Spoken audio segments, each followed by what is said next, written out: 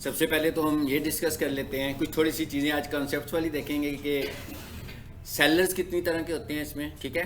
तो आप कैसे ट्रैवल करोगे, मूव करोगे, कैसे आपकी जर्नी होगी कि भाई आप बिल्कुल न्यू हो अभी, फिर लेवल 1 पर जाओ, फिर लेवल 2 पर जाओ, फिर लेवल 3 पर जाएं, कैसे मतलब अच्छे वाले सेलर बन सकते हैं। और पेमेंट्स कि जब कोई बंदा गिग लेता है, मतलब चाहे वो बायर है चाहे वो सेलर है, आप कुछ बेच रहे हैं तो फाइवर कितना चार्ज करेगा, और कुछ बाय कर रहा है जो बंदा तो उससे फाइवर कितना चार्ज करेगा, ठीक है। क्योंकि ये भी हमें पता होना चाहिए। अगर हमें ये पता ही नहीं है कि वो कितना चार्ज करेगा तो जब गिग हमारी अगर लग जाती है, कॉल भी आ जाती है, बाद में पता लगता है जनाब वो तो हमने तो गिग बहुत छोटी लगाई थी, इतने % तो फाइवर वाले को हमने पे कर दिया, तो हमें तो कुछ भी नहीं बचा, ठीक है ना, एफर्ट का। फाइवर चार्जेस बायर, पहले हम देखते हैं बायर से वो कितना लेता है जी। 5.5% चार्ज करता है, ठीक है। जैसे आप आम सी गिग लगाओगे तो उसने क्या करना है, अब ये किसकी बात हो रही है, बायर की, यानी जो बंदा आपकी सर्विसेज बाय कर रहा है उसने कितना पे करना है फाइवर को, 5.5%। कब तक, जब तक आपका ऑर्डर $50 का होगा, यानी उसका ऑर्डर अगर $50 का होगा तो उसे कितनी फीस पे करनी पड़ेगी, 5.5% एडिशनली फाइवर वाले उससे लेंगे, ठीक है। अगर ऑर्डर आपका इससे बड़ा होगा तो इसमें वो क्या ऐड कर लेंगे, फिर $2 मजीद ऐड कर लेंगे, ठीक है। मतलब $50 तक का ऑर्डर होगा तो 5.5%। और अब ये बायर की बात हो रही है, आप लोग जो इस क्लासरूम में बैठे हुए हो एज ए सेलर बैठे हुए हो, आप तो अपनी सर्विसेज सेल कर रहे हो ना। हम बात कर रहे हैं कि जिन्होंने आपकी सर्विस को बाय करना है, जैसे भी आप लोगों ने गिग लगाई है, कोई बंदा कहता है जी मैं बनवाना चाहता हूँ, आपसे काम करवाना चाह रहा हूँ, तो जो आपसे काम करवाएगा ये उसके चार्जेस की बात हो रही है कि उसने फाइवर को कितने पैसे देने हैं, ठीक है। 5.5% देगा नॉर्मल ऑर्डर के ऊपर। अगर 50 से बड़ा होगा, $50 से बड़ा ऑर्डर होगा तो उसके ऊपर फिर वो 2% एक्स्ट्रा दे रहा होगा। अब ये तो हो गए बायर की बात होगी हमारी। अब अगर हम सेलर्स हैं, ठीक है, हम खुद से सेलर हैं, जैसे आप बैठे हुए हैं, आपने कोई गिग लगा रहे हो तो आपने उसे कितना देना है, तो आपने 20% देना है अपनी प्राइस का। यानी आपने जो भी गिग उसको लगाई हुई है, मतलब आपने लगाए हुए हैं $50 तो 20% वो चार्ज करेंगे, आपने लगाए हुए हैं $5 तो 20% वो चार्ज करेंगे, आपने लगाए हुए हैं, ठीक है। सो ये आपको पे करना है। इसका मतलब क्या हुआ कि अब हमें ये पता होना चाहिए कि हम जब गिग लगा रहे हैं तो मैंने अगर गिग लगा दी है कि 4,000 रुपये की, तो 4,000 का मतलब है कि 20% निकाल लो तो ये तो उन्हें चला जाएगा। उसके बाद जब वो बैंकिंग ट्रांजैक्शन होगा तो जो भी पाकिस्तान के बैंक रूल्स के मुताबिक अमाउंट जब आपके पास आएगा तो उसकी जो चार्जेस, उनके अपने चार्जेस होंगे, नॉमिनल से जो भी चार्जेस होंगे बैंक के, वो भी इसमें अकड़ होंगे। लेकिन बहुत ज़्यादा चार्जेस नहीं होते हैं फ्रीलांसर्स के लिए अभी तक। अभी वो कह रहे हैं कि हम लोगों ने इनके चार्जेस बढ़ाने हैं क्योंकि ये काफ़ी बिजनेस हो रहा है फ्रीलांसिंग का। तो लेकिन अभी तक नॉर्मल चार्जेस ही होते हैं। जो मेजर इसमें कंट्रीब्यूशन आपका होगा वो 20% का होगा। इसका मतलब क्या हुआ कि आपने जो भी गिग ऐड करनी है उसमें 20 to 25% ऐड करके करें ताकि आपको एक्चुअल पता हो कि आप ऑफर क्या कर रहे हो। लेकिन उसके पैरेलल हमने जब गिग ऑफर करनी है तो उसकी जो प्रोफेशनल स्ट्रेटेजी है वो यही है कि सिर्फ हमने ये तो नहीं देखना कि हमने कमाने के लिए गिग ऑफर करनी है, हमने तो ये भी देखना है कि दूसरे लोग कितने की गिग ऑफर कर रहे हैं। मिसाल के तौर पर जैसे हम कहें ना, अभी यहाँ पीक सोल्यूशन है, पैरेलल में एक और बिल्डिंग है, वो भी कंप्यूटर कोर्स ऑफर करते हैं, हम भी कंप्यूटर कोर्स ऑफर करते हैं। तो हमें देखना पड़ेगा ना कि भाई साथ वाला कितने का कंप्यूटर कोर्स ऑफर कर रहा है, तो उसी हिसाब से हम कोई फीस रखेंगे अपने कोर्सेज की भी। तो सेम इसी तरह आपने भी जो अपना आपका जो क्राइटेरिया है कि भाई मैंने पैसे कितने चार्ज करने हैं अपनी सर्विस के, तो इसका जो सबसे अच्छा ये होता है कि एक तो आपने देखना है कि मैंने इसको इतना टाइम देना है, ठीक है, इतनी स्किल देनी है, ये तो आपके साइड पर है ना, ये चीज़ें आपकी साइड पर हैं सिर्फ। लेकिन फिर मैंने ये भी देखना है कि मेरे ही जैसा टाइम, मेरे ही जैसी स्किल देने वाले दूसरे लोग क्या चार्ज कर रहे हैं। तो ये बहुत अहम बात है। अपनी गिग को रेट करने में सबसे अहम बात यही होती है कि दूसरे लोग क्या चार्ज करने लगे हुए हैं, ठीक है। सो ये हमने एक मुख्तसर सी बात डिस्कस कर ली, मेरा ख्याल है कि आपके दिमाग में रहेगी।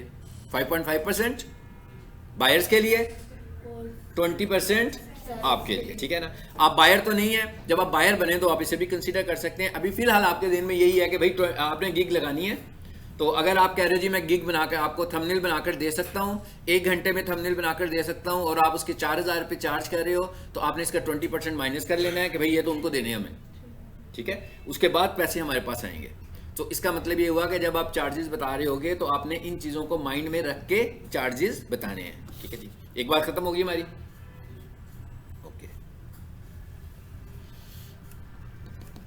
ये मैं आपसे ग्रुप में शेयर कर दूंगा फाइल, ठीक है, आपके ग्रुप में।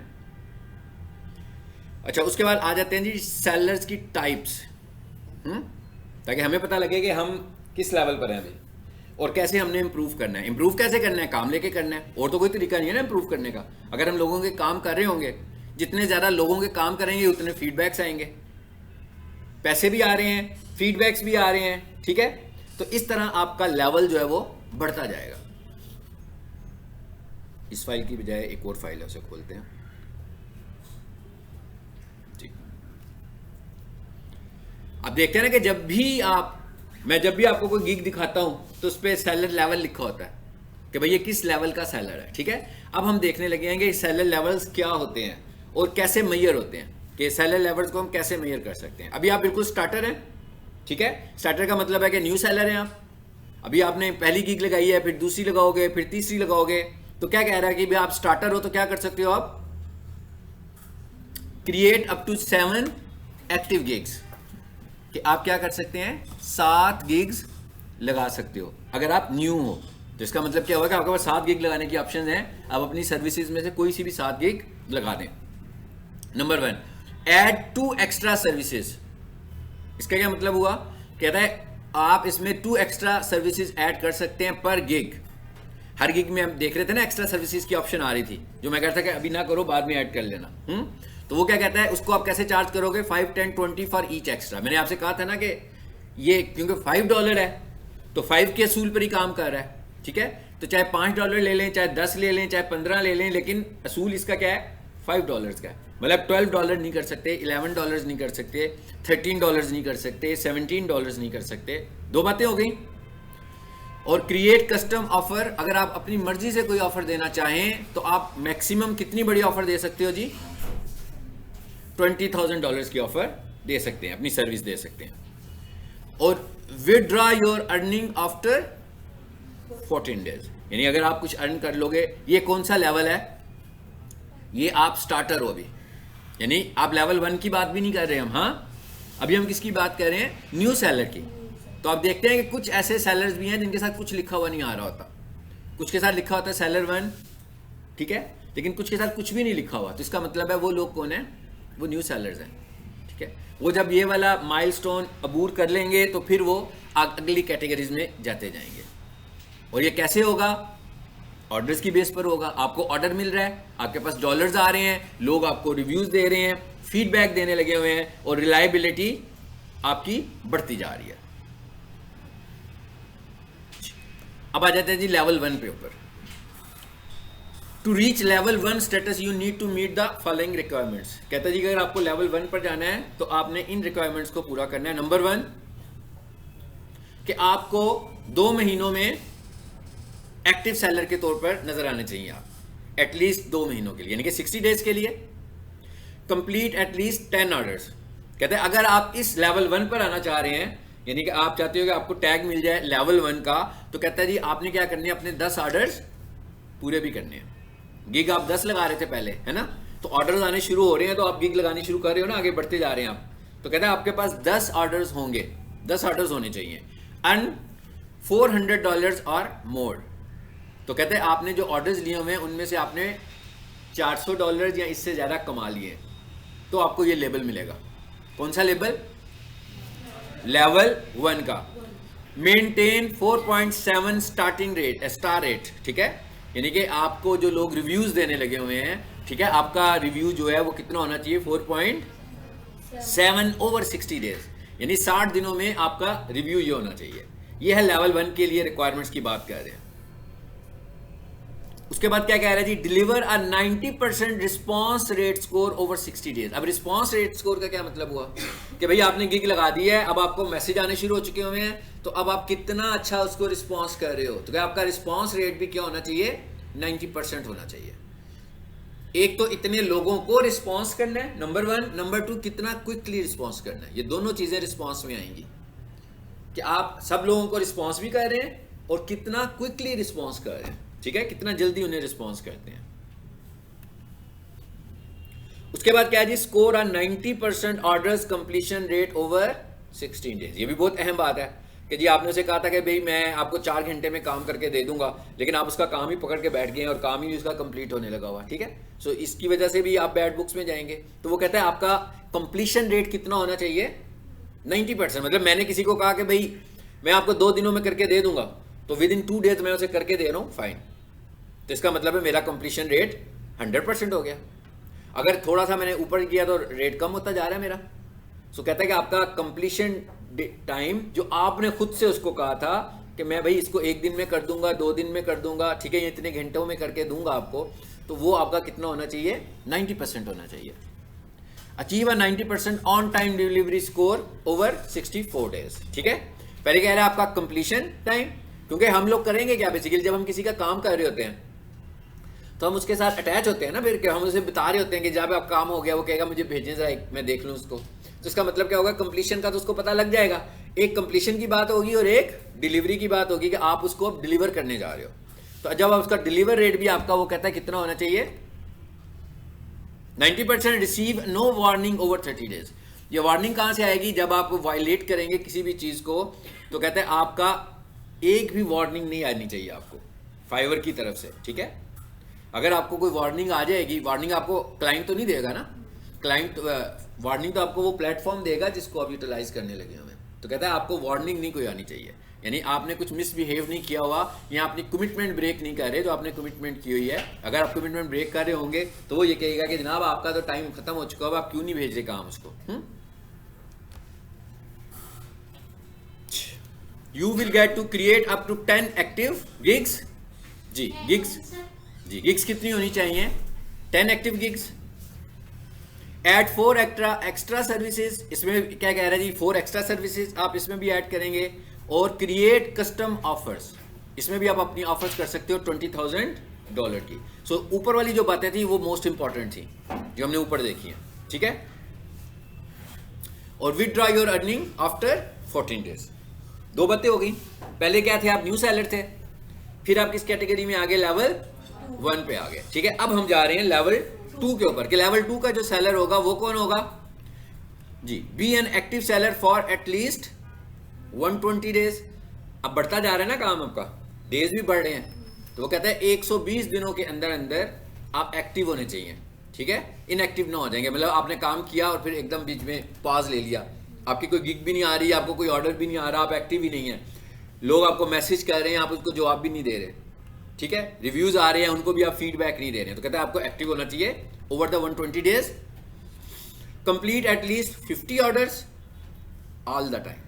इसका क्या मतलब है, इसका मतलब यह है कि भाई शुरू से जब आपने किया था ना, शुरू से लेकर यहां पहुंचने तक आपका कंप्लीशन कितनी होनी चाहिए, 50 ऑर्डर्स आपने कंप्लीट किए हों, तो आप इस लेवल पर चले जाओगे। यानी टोटल नेट ज्वाइन करने के बाद आपको जितने भी ऑर्डर्स आए हैं, तो आपके पास टोटल कितने ऑर्डर्स होने चाहिए, 50 ऑर्डर्स होने चाहिए, ठीक है।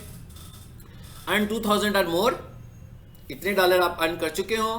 मेंटेन 4 ये वही बात आ गई फिर रिव्यू, कि आपका रिव्यू इतना अच्छा होना चाहिए। डिलीवरी आ 90% response rate over the 60 days. Same वही चीजें आ रही हैं सारी की सारी अब आगे, क्योंकि ये तो सबके साथ ही चलेगा ना। ये तो नहीं हो सकता कि हम लेवल आगे करें तो वो कहते हैं 70% रिस्पॉन्स रेट होगा, मतलब ये तो उसने अपना एक स्टैंडर्ड रख लिया हुआ है, सबके लिए रखा हुआ है। ये फर्क सिर्फ क्या होगा, आपकी अर्निंग बढ़ती जा रही है हमारी, ठीक है। रिव्यूज पे भी हमें ये कभी नहीं कहेगा वो कि भाई कम हो जाए तो कोई बात नहीं है। नो वार्निंग्स ओवर 30 डेज, ठीक है। कहता है आपको पिछले 30 दिनों में कोई वार्निंग भी नहीं आई हो। अच्छा एक मिनट ऊपर जाए जरा, ऊपर भी था वार्निंग, पढ़ें जरा उसको क्या लिखा हुआ है। यहां पर भी 30 डेज थी, ठीक है।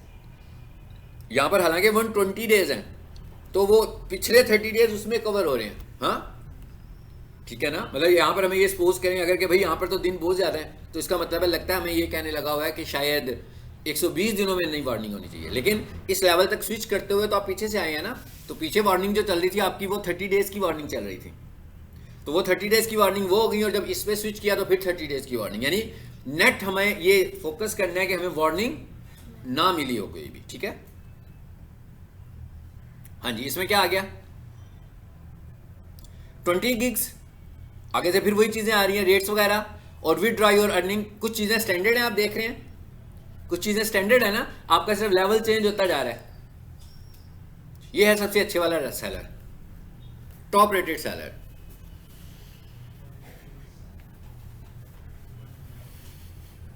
जी, एक्टिव दिन भी बढ़ते जा रहे हैं अभी आहिस्ता आहिस्ता। कहता है 180 दिनों से वो बंदा एक्टिव होना चाहिए, और कितनी complete at least 100 orders all the time, यानी उसने टोटल इतने ऑर्डर्स कंप्लीट किए हो। तो अगर आप इस जगह पर पहुंच जाते हैं तो इसका मतलब क्या होगा कि आप अर्निंग कर रहे हैं, आप ठीक ठाक अर्निंग कर रहे हैं। अगर आप टॉप रेटेड सेलर्स का मतलब ये है कि हमें जो सेलर्स टॉप रेटेड नजर आ रहे हैं वो खूब अर्निंग करने लगे हुए हैं, जो टॉप रेटेड है, ठीक है। इसलिए कि ये क्या कह रहे हैं आपको कि कंप्लीट एटलीस्ट 100 ऑर्डर्स, आप 100 ऑर्डर्स कंप्लीट कर चुके हो गए हो। वही earn 20,000 or more, maintain 4.7 rating score over 60 days, same वही चीजें आगे सारी आ रही हैं। फिर दोबारा से create up to 30 gigs, add 6 extra per gig, ठीक है, कि 6 आप एक्स्ट्रास भी ऐड कर सकते हो, क्रिएट कस्टम ऑफर्स, आगे भी सब कुछ वही आ रहा है। और ये क्या लिखा हुआ आ रहा है जी, इधर क्या फायदा हुआ एक, 7 days। अब 7 डेज पे आ गई है बात।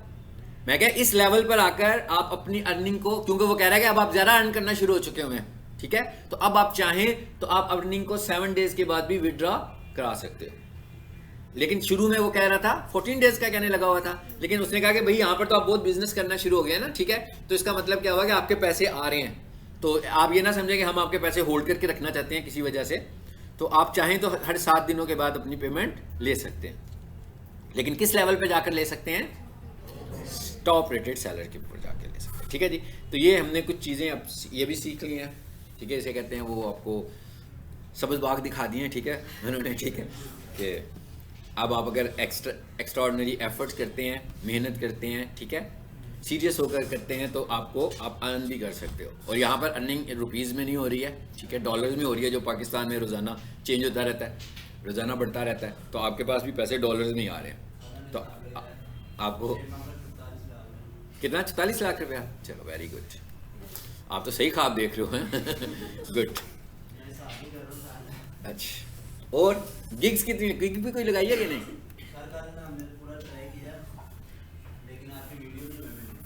हाँ, अच्छा,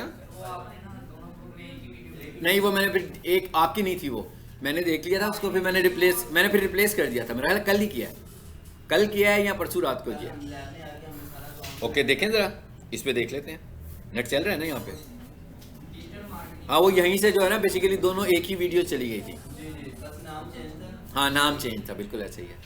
वो मैंने भी जब देखी है ना खुद से, तो मुझे पता लग गया था, तो मैंने उसे रिप्लेस कर दिया था।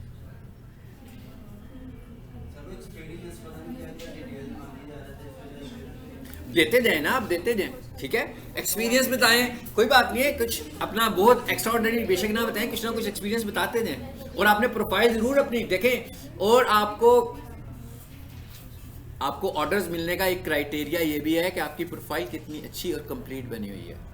अच्छी का क्या मतलब है कि भाई जो सर्विस, कोई ऐसा अच्छी होने का मतलब ये भी नहीं कि हमने प्रोफाइल बनाने के लिए बंदे ढूंढने हैं। प्रोफाइल है क्या, अबाउट योर सेल्फ, कि आप क्या हैं, आप क्या सर्विसेज दे रहे हैं, आपके पास क्या स्किल्स हैं, ये प्रोफाइल है। अपनी एजुकेशन बताओ, अपना नंबर को वेरीफाई करवाएं, अपनी स्किल्स बताएं, क्या स्किल्स हैं आपके पास।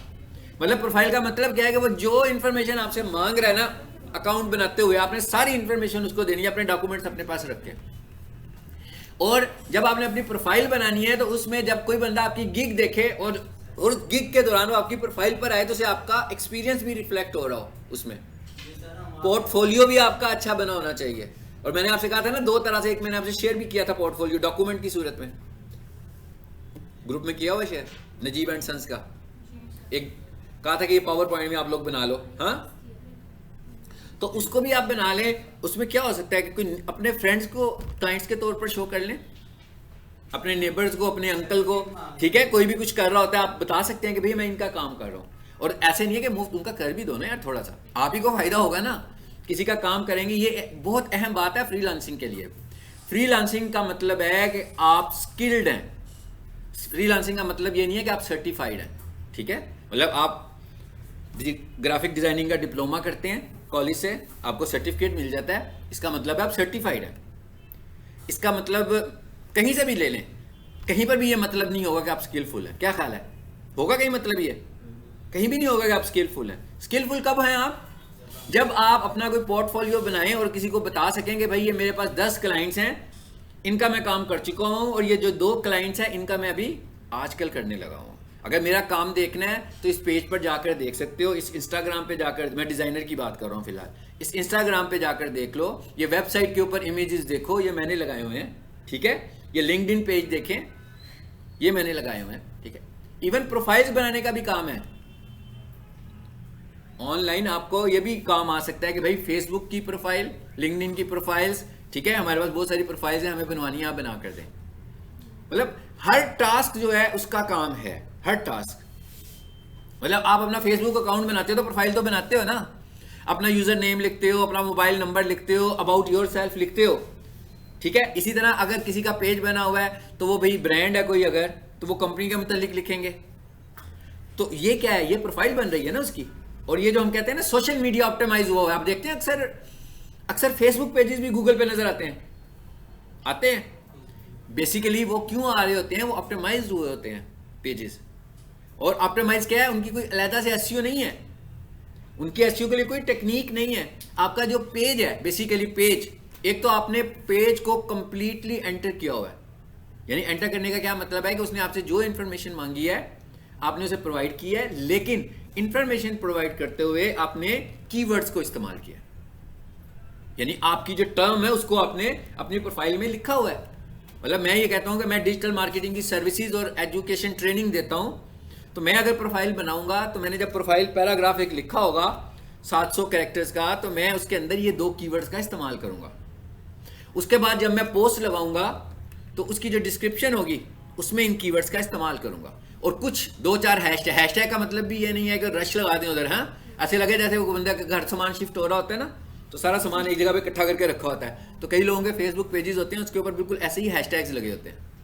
इतने ज़्यादा हैशटैग की भी जरूरत नहीं है। जैसे मैंने आपसे कहा था कि यूट्यूब चैनल की वीडियो जो होती है उसके ऊपर यूट्यूब रिकमेंड करता है कि भाई 19 हैशटैग लगा लो, ठीक है। सो इससे ज़्यादा लगाओगे तो वो उसकी सेहत पे कोई असर नहीं पड़ेगा, मतलब आपको उसका कोई बेनिफिट नहीं मिलना।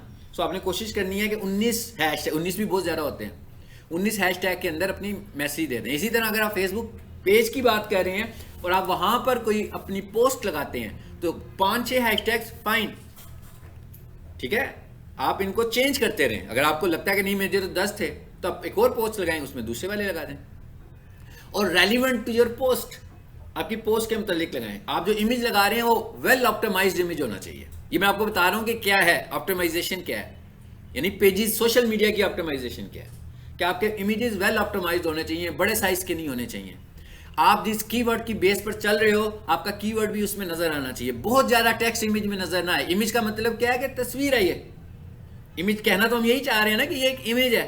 सो अगर हम इमेज को भी हमने डॉक्यूमेंट बना दिया तो फेसबुक समझेगा ना कि यार ये क्या चीज है, वो उसको इतना लाइक नहीं करेगा। तो आपने कोशिश करनी है कि कम टेक्स्ट, यानी कोशिश करें कि आप अपना मैसेज तस्वीर की शक्ल में दें, ज्यादा से ज्यादा अपना मैसेज फोटो की सूरत में आपने देना है। ये ऑप्टिमाइजेशन है, मतलब ये सोशल मीडिया की ये कितनी मुख्तसर सी ऑप्टिमाइजेशन है। प्रोफाइल अच्छी बना के रखनी है, मुकम्मल करके रखनी है, अपने मुतालिक सारी इंफॉर्मेशन देनी है, सही इंफॉर्मेशन देनी है, जेन्युइन इंफॉर्मेशन देनी है, अपना ईमेल बताना है, मोबाइल बताना है, अपनी कंपनी की प्रोफाइल बतानी है, यानी अपनी जो ब्रांड का पेज बनाया हुआ है उसके मुतालिक लिखना है कि आप क्या कर रहे हैं, कब आपने स्टार्ट किया था। यानी प्रोफाइल का मतलब ये जो चीजें मैं बोल रहा हूं ये सारी इंफॉर्मेशन वो आपसे मांग रहा होता है कि भाई मुझे बताएं, आपका यूजर नेम होना चाहिए और वो भी रिफ्लेक्ट कर रहा हो आपके पेज को। एक पेज नेम होता है ना, यानी कि फेसबुक का अकाउंट का एक नाम है और एक यूजर का नाम है, तो ये यूजर नेम भी आपने उसका रखना है और बार बार नामों को चेंज भी नहीं करना। हाँ, पहले से डिसाइड कर लें, सबसे पहले ये डॉक्यूमेंटेशन अपने लिए करें, ये रिसर्च करें कि भाई मुझे यहाँ पर क्या नाम रखने हैं। ये नहीं है कि रात भर को बैठ के बनाया नाम, अगले दिन सोचा ये तो गलत नाम हो गया, मैं इसको चेंज करता हूँ सुबह उठ के। हाँ, तो वो इतनी जल्दी आपको चेंज के ऑप्शन भी नहीं देगा। फेसबुक पेज का जो नाम है चेंज हो सकता है, लेकिन मिसाल के तौर पर आपका फेसबुक पेज इतना ग्रो कर गया कि उसके आपके फॉलोअर्स भी बहुत बढ़ चुके हुए हैं, उसके लाइक्स भी बहुत बढ़ चुके हुए हैं, तो अब फेसबुक कहेगा कि रहने दें, इस नाम को चेंज ना करें, क्योंकि इतने लोगों तक तो आपने इसी नाम को पहुंचाया हुआ है। अब आपकी ये चेंज हो जाएगी, आप नाम चेंज करेंगे, लोग आपके पेज पर आएंगे तो एरर मैसेज ही आएगा ना, वो आप तक पहुंच तो नहीं सकेंगे, फिर उस नए नाम से तो नहीं आप तक पहुंच सकते ना। मतलब मैं कहूँ 50,000 फॉलोअर्स हैं मेरे और उस लेवल पे जाकर मैंने कहा भाई पेज का नाम चेंज कर दो। अब वो उनको पता लगेगा जो नए लोग हैं, जो पुराने लोग हैं वो तो पुराना नाम ही लिखेंगे। जब पुराना नाम लिखेंगे तो ऐसे लगेगा आपका तो पेज ही खत्म हो चुका हुआ है, अब पेज एग्जिस्ट नहीं करता आपका। सो हमें ये चेंज नहीं करना। सो आप जितना फ्रीक्वेंटली इन प्लेटफॉर्म पे डाटा ऐड करते जाओगे आप ऑप्टिमाइज होते जाएंगे, और आप गूगल की लिस्टिंग में भी नजर आएंगे, और कोई बंदा फेसबुक पे प्रोडक्ट्स ढूंढ रहा होगा उसे भी आप नजर आएंगे। यानी आप फेसबुक में भी ऑप्टिमाइज हो जाएंगे। फेसबुक पे ऑप्टिमाइज होने का मतलब समझते हो ना, वहां पर जो मैग्नीफायर सा बना होता है वहां पर कुछ भी लिखते हैं तो पेजेस आ जाते हैं, नीचे अकाउंट्स भी आ जाते हैं, ग्रुप्स भी आ जाते हैं। तो अगर आपकी ऑप्टिमाइजेशन अच्छी हुई होगी तो आप उसमें रैंक करोगे, आप उसमें ऊपर नजर आएंगे। लेकिन फेसबुक सोशल मीडिया की ऑप्टिमाइजेशन ये कोई रातों रात नहीं होनी होती, ठीक है। ये तो एक फ्रीक्वेंटली काम है कि भाई हम काम करते जा रहे हैं, अपनी प्रोफाइल्स को अपडेट करते हैं, अपने फेसबुक को अपडेट करते हैं। 6 महीने के बाद 8 महीने के बाद आप देखेंगे कि आप खुद ही रैंक कर रहे हैं। आप गूगल पे भी रैंक कर रहे हैं, आप फेसबुक पे भी। गूगल पे रैंक करने का मतलब क्या है कि पहले वेबसाइट्स आ रही हैं, और वेबसाइट के बाद जब फेसबुक आएंगे तो आप आएंगे। और अगर किसी ने आपसे अच्छी रैंकिंग नहीं की हुई वेबसाइट वाले ने, तो ये भी पॉसिबल है कि उसकी वेबसाइट से ऊपर आप आए, ठीक है। और इसके लिए कोई खास क्राइटेरिया नहीं है कि क्या किस तरीके से करें हम। ये सिर्फ मैंने आपसे कहा कि आपने इसको यूज करना है रेगुलरली बेसिस के ऊपर। सोशल मीडिया को भी आपने ऐसे ही बताना है कि भाई मैं रेगुलर हूं सोशल मीडिया पर, अपने मतलब मैं इस पे काम करता रहता हूं। वो कैसे बताना है आपने? काम कर करके कि भाई रोजाना की आपने एक एवरेज सेट कर ली, खुद से ही प्लान कर लिया भाई मैं रोजाना जो है ना 3 पोस्ट लगाऊंगा, या मैं रोजाना 2 पोस्ट लगाऊंगा, या मैं रोजाना 1 पोस्ट लगाऊंगा। इसका मतलब ये भी नहीं कि रोजाना बड़ी पोस्ट लगा दो, क्योंकि देखें आपकी बहुत सारी पोस्ट हों, फेसबुक के लोग उसे कैसे देख रहे हैं? नोटिफिकेशन से ही देख रहे हैं ना, ठीक है। तो आपकी अगर कोई एक पोस्ट नोटिफिकेशन में आए रोजाना किसी बंदे के लिए, तो वो ज्यादा मुनासिब बात है बजाय इसके कि 4 पोस्ट आई हो। तो कोई बंदा आपकी 3 को तो कंसिडर नहीं करेगा। हो सकता है उन 3 में ज्यादा अच्छी बात आपने कही हो, तो आप वेट करेंगे भाई एक बंदे को चली गई है, जरा इस पे वो रिस्पॉन्स कर ले आपको, उसके बाद एक और पोस्ट बनाए, ताकि वो नोटिफिकेशन में से जब आपकी पोस्ट नजर आ रही हो तो उसको टाइम भी मिले उसे समझने का। ये ना हो कि ओवरव्यू हो जाए, ओवरलुक्ड हो जाए कि भाई वो 4 आई हैं उसने 1 को क्लिक कर दिया बस, ठीक है। अच्छा, अब आ जाते हैं जरा लिंक्डइन अकाउंट बनाना है मैंने। देखिए मैंने एक जीमेल अकाउंट खोला हुआ है। अच्छा, कोई ऐसा तो नहीं है जिसे जीमेल अकाउंट नहीं बनाना था? अगर ऐसा है तो कोई परेशानी वाली बात नहीं है, मतलब बिल्कुल ऐसे नहीं है कि मैं बुरी बात कह रहा हूँ कि है। वैसे मैं पूछ रहा हूँ ऐसा है स्टूडेंट क्लास में जिसे जीमेल अकाउंट ना बनाना आता हो? ऑनेस्टली कोई परेशानी नहीं है, कोई हमने उसे टीज नहीं करना, क्योंकि अगर उसको नहीं बनाना आता तो वो आगे नहीं जा सकता ना, वो यहीं पर ही फ्रीज होकर रह जाएगा, इससे आगे नहीं बढ़ेगा। सर्टिफिकेट मांग रहा है? कौन सा? कोई तो नहीं मांग रहा होगा, कोई नाम ले रहा होगा। हाँ, क्या कह रहा है? अच्छा, इसका मतलब है मैं सपोज कर रहा हूँ कि सबको जीमेल बनाना आता है अपना, ठीक है। आप क्या कह रहे हैं? अब आ गया, गुड। कोई भी सर्टिफिकेट दे दें, तो कोई एक सर्टिफिकेट लगा दो जो आपने एक्सपीरियंस कुछ ज़्यादा लिख दिया होगा ना, कह रहा होगा कोई एक सर्टिफिकेट अटैच कर दें। कोई है सर्टिफिकेट?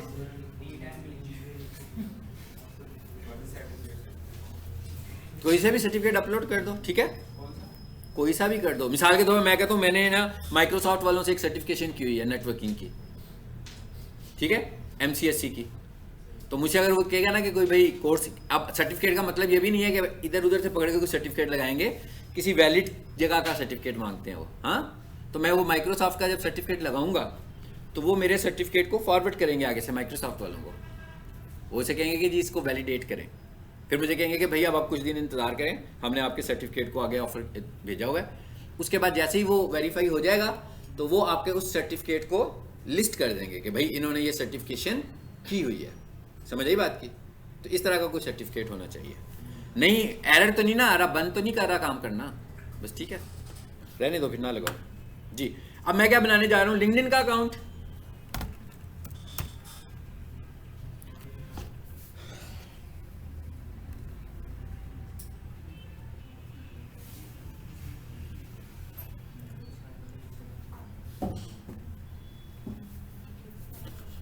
लिख नहीं रहा यहाँ पे,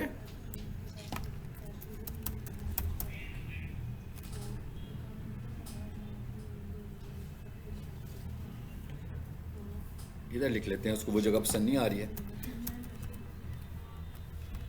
टाइपिंग क्यों नहीं हो रही कहीं भी? यहाँ टाइप करके देखो।